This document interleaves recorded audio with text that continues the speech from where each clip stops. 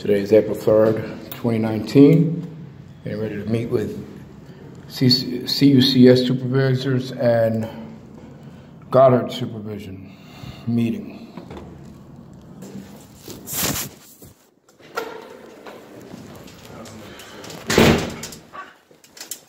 Man of the hour. Yeah, right. No, you sit. I'm going to stand by you there. Please. Okay. You sure? Yeah. Can you see everybody? Yeah. Yeah, my head's step in. I'm Joe My Camel head's right now. gonna be facing you. Come on. All right. If that's what you want. Yes, I I want to insist. sit here. All right, stay there. If you need a chair, just let me know. We could use a recliner chair and. Let's get another offer. Oh, okay. Everybody's got boxes. Yeah. All right, so I've had reservations about following through, and you know, because of certain issues that I've had issues with, and unfortunately, you know, those issues are not going to be remedied. My issues with, you know, past events that have occurred here that I have, you know, I'm sure everybody's heard millions and millions of times already. So I want to eliminate the redundancy, but, you know, I don't know, you know, what this place is going to be like. I have had no visualization of it, and the tour that we were told that we were going to be taking, for some reason or another, hasn't happened. So I don't like going into new situations that I'm not sure about. And at least here I was able to see, you know, what was here when I agreed to participating in this. But being that I'm a person that I have, you know, security on my mind, you know, I like to know what's ahead of me. And, you know, so I from the descriptions that I've got, the cubicles are cubicles with 4-foot dividers, and I tend to have reservations regarding dorm settings because of my experiences at Bellevue Men's Shelter. And but at least there they were able to get me a room on my own, and you know, things were somewhat remedied. I know what the world is like sleeping on the street. I've had issues, you know. Can I Yes, ma'am. Please, in? please. Yeah, I mean, it sounds like you're experiencing some anxiety about the move because it's something that you don't know. A little bit more than anxiety because of my experiences here. What would you call it? The feeling. Maybe? I have reservations about rapists You feel and child reluctant? molesters. Okay, you feel reluctant that you might not be Yeah, safe in you know, this space? well, not so much per se me, because I'll handle my business if it comes down to it. But I just have reservations, you know, based upon my research regarding CUCS and Goddard and other agencies of mixing the bag per se. I don't think that when you have individuals that have a propensity to behave in a potentially dangerous manner towards women or children, I don't think that they should be kept on caseload. You know, if you're going to keep them on caseload, put them in an area where it's appropriate. Don't keep them in caseload where if you have somebody that has the propensity to sexually assault women, keep them in a place where it's co-ed. I would ask you. You wouldn't keep a child molester working in an elementary school. Do you think that your grievance and what happened before, do you think it can be? I have to know. I guess the word is forgave.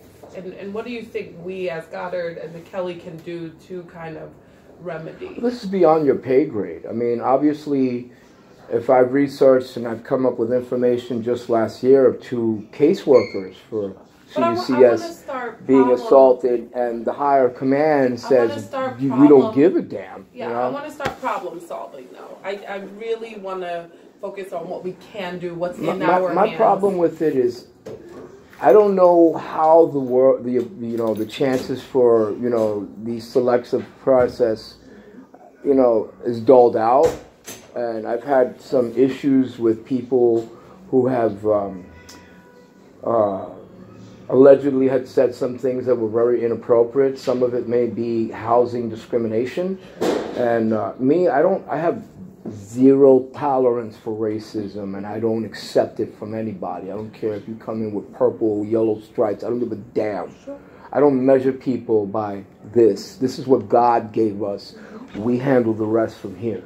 So if people who are grown adults are going to be commenting allegedly, you know, about race, and they're in positions of how apartments or rooms or, you know, whatever is doled out, and they have control of how and when these jobs are doled out. Like, you know, it's like if I take a bunch of files and I see someone that I don't really care about, and I just keep putting them at the bottom of the file, while other people who have been here less and who have obvious backgrounds, like, you know, assaulting women in here, and, you know that this person is, you know, not appropriate to, you know, be in a shelter where women are vulnerable.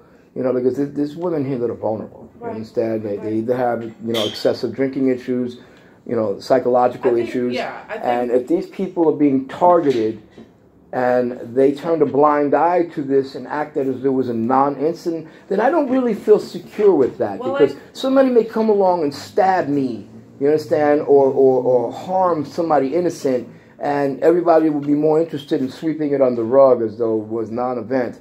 And, you know, like I mentioned before, I've had discussions with several people today, and I think that, you know, you showing a softer, kinder security is not the answer for deterrence. It's not a visual deterrence to keep people from acting in that manner, because they'll just look for opportunities. And if they see a woman, attractive woman, they may not know how to conduct themselves, which I was a witness here. Okay, so my issue is basic safety and security, and giving these people the chance to do it as though you're watering your lawn with gasoline, and all of a sudden you want to smoke a cigarette. You know, there's no harm in it until it magnifies. Amy and Debbie, okay, so I think one thing we had talked about before was kind of any questions you had about the housing process. I'm going back to the street, because obviously this conversation has been brought up a multitude of times. I spoke with you about it. You know, it's like I'm blasting in the ears of these poor people, and they're just workers here. My issue is that this problem is beyond everybody's pay grade here. You know, so I made it my business to go on YouTube and find videos that have been conducted with the director himself. So how is you going to stay on the street? That doesn't help the problem. It doesn't help my issue is, listen, I mean, I know that you guys have heard my issues, and I think in any other forum it would have been taken seriously, or it would have been, at least we would have found an answer and resolved it, and maybe the director could have come here himself, and we could all sat down and said, you know, it's inappropriate to keep child molesters in a school setting, and it should be inappropriate to keep predators out of a co-ed setting. Is that what you feel like would remedy the situation? I'm a former auxiliary cop. I used to stomp the shit out of people like that. And I did it when I lost my shield for stopping terrorism, because I have zero tolerance for terrorism. Okay? So when somebody wanted to blow up a bus, I made sure he got his world star moment. Well, but you understand? we're trying to problem solve what's going on right now. I think it's a bit late. I think we have, today's Wednesday, Thursday, Friday, Saturday, Sunday, Monday. And I just got through talking to Mike downstairs for the building. I told him about what happened with the lawsuit yesterday. I won a lawsuit, and I got a victory. I don't give a damn about the money. I won $50,000 in my case. What I won was, I'm sure you're familiar with what happened to the HRA, the lady with the baby that was snatched. Well, now they won't be able to do that anymore, because now it is mandatory per the federal magistrate that they all wear body cameras. So now that will stop. That is my victory. It's so much about the damn money, because money comes and goes. It's the victory that I got on principle that, you know, you got 100 million cameras at the library looking at you, but there's not one video surveillance system that's in the HRA building. Why are the poor people and homeless people treated different and given less security than, say, normal people as, you know, the desirables and the undesirables, the haves and the have-nots. You understand? I'm a socially conscious person. I've been an activist for a long time. I've been to all over this country studying how homeless people in Tennessee, Chicago, South Side Chicago. I've been all of these different places. Indiana, Ohio, the whole 9 yards. Okay, Tennessee, Alabama, the whole 9 yards. And I will tell you that the homeless people, it is a pandemic. It is a thing with this whole country.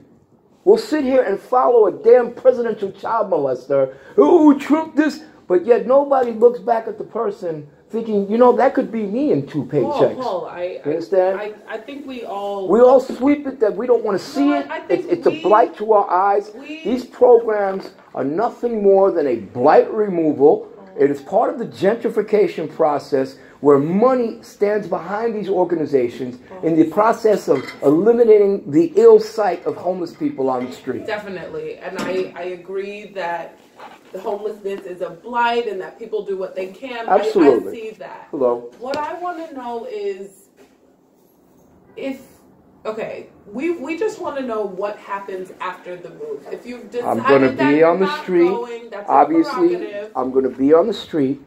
And had it been if it had been a matter of importance and priority, this conversation would have happened weeks ago.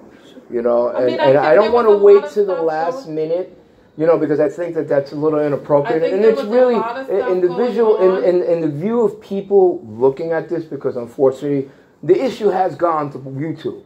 Okay, and unfortunately I had to do it because nobody wanted to really deal with it. You know, it was a thing of, you know, see no evil, hear no evil. What does it take, and what is it going to have to take to provide proper security to protect the women in these programs? Is that what you're looking for? You're damn right. Because I will go to my death, meaning that I will go back on the street and, you know, my health to hell with it. You understand? Can we agree to something? Can we agree that you will take a look at the new Kelly, and if you decide that it's not secure enough and it is not somewhere that you feel comfortable, you're dealing with somebody who went through a terrorist attack. It is your decision to then go back to the street. Like I said, Mickey and I will continue to work with you. We've talked about doing a respite referral from there. I understand. And we spoke on this. And then we'll talk, you know, more about getting you into a different safe haven. And my thing is, I don't have a problem so much with the facility. I really can't give an opinion on what I think of the facility because I have no, you know, it's like guessing about a person and assuming and making the wrong assumption. My thing is based on this. I suffer from PTSD from 9/11. I had the North Tower. My whole mind is security. You know, I look for, you know, I was trained by the federal government through FEMA in emergency program management, disaster mitigation. I think of worst case scenarios and prepare for the worst. You know, I pray for the best, but I prepare for the worst because I know how society is. You know, you know, I went through 9/11 screaming at all the politicians, Giuliani, Carrick, Pataki, all the city council members, the media. I said, you know, I just got through an experience of, you know, and I get flashbacks from that too. And that was July 27th, 2000. I have a letter, a year to the day that I wrote to the mayor, September 11th, 2000, okay, telling him to get his head out of his ass. And then writing that letter a month afterwards, the USS Cole got blown up, okay? I am security conscious. And if I see a vulnerable, you know, you're only as weak as you're strong as your weakest link. That's cute. So if I see a child in a vulnerable state, you know, what is this child doing out on the street at 3 o'clock in the morning? So, you know, I think about it here all day long. Let's apply it here. Let's. You know, they're talking about bringing people with security status, you know, 16 hours. Let me tell you something. That's not going to guarantee security. Does anything? Exactly. And because we don't know that anything can guarantee security, like we just don't know, I want you to go and feel it out for yourself and see if you're comfortable. That's it. That's all I ask of you. My only reservation is this. If you're bringing in homeless people, will be taken care of. Everything else will be taken care of. All we want you to do is look. If you decide to go back on the street, I've seen pictures, and I know that there are dorm settings. I know from experience that you have had people in the dorm setting that don't bathe, that don't, have conditions. Can we agree that you'll try it? And if any of these things pop up for you and they don't feel safe, leave. Leave where? Because if I go on the street, I'm going to end up dying. We will do the my health. referral. My health is really critical at this point. We will do the respite referral. We know that. Am I going to be sitting in this place for another year, 2 years? That's why we're having this conversation. Right. We don't want you on the street. Don't want you on the street, even if it's not without. And I understand you're people of conscience. I know that you've had experiences with people passing away in the program. I know that affects people because you're not robots. I know that you're affected by your experiences, and I know that you've grown attached to some of your cases because you're empathetic. There's only one reason why you're doing this job, because you're not going to be millionaire career makers. You're not going to be stockbrokers, doing this job. So I understand that there's a commonality between us. But I've lived on the streets. I've seen people get killed. And you're dealing with personalities that are not appropriate around certain settings. You've said it yourself. This is going to be different. You're getting older. You want to really focus on your health. And we are moving forward. There's no point. You have a measles pandemic in Rockland County right now. If 70 of those people were to come into the shelter system, you will have a pandemic. Get in contact with them on the street. Right. What happened? Exactly. That's why we don't want you out there. But that's the same reason that we should not be in a dorm setting. Well, again, I've been through this hallway at times where this whole hallway was putrid. You understand? Do we have to experience that in our living quarters? I don't think anyone should, but it happens sometimes. And now if you come in with somebody with a dangerous condition like scabies, measles, mumps, that's on the street. Must we have these people come into this setting without a pre-inspection medical inspection? We don't know that that's going to happen. Let's be realistic. You've been on the streets. You've all been on the streets. Goddard, you know the neighborhood we come from. You see what's out there. You Christie Park, Columbus Park, you know it's there. Yeah. And you pass by certain people that you go, no, I couldn't do that for this guy, because certain things that you feel, you would never pick certain people to come into this program, and you know why from your hunches. I've heard it on the streets that you guys come, you see the same person, you promise the same person, and you get it, you get their hopes up, and they're never qualified. That's not true. It is true. I'm from the streets. This is not something I just read. But then there's this other piece to it where you just identify that we connect with our clients. We're trying to help. Right. And the flip is all the successes that we've had. Absolutely. I applaud it. I'm the first person to salute it. And you understand? are part of that, and you're working on it. Then I should have never been pushed back a year while other people who were doing crap inside your program. It's a long journey, Paul. Whatever happens out on the street is one side of the story. Once they get here and they demonstrate a potential for dangerous behavior towards other people, you put them in another facility. You don't keep them in the same place, re-traumatizing the victim over and over and over again. We said we weren't going to do the redundancies, right? We've had this conversation. But you tell me, if somebody attacked your family, would you keep inviting them in your house? Well, we had this exact conversation today, right? But what we need to figure out is come Monday, what do you want to do? What do you want Monday to look like? What do you want me to think? You've known for months how I felt about the policies here. Now you're coming to me and telling me at the last second, you're going to have to make a decision by Monday because, no, that's really... The policies are within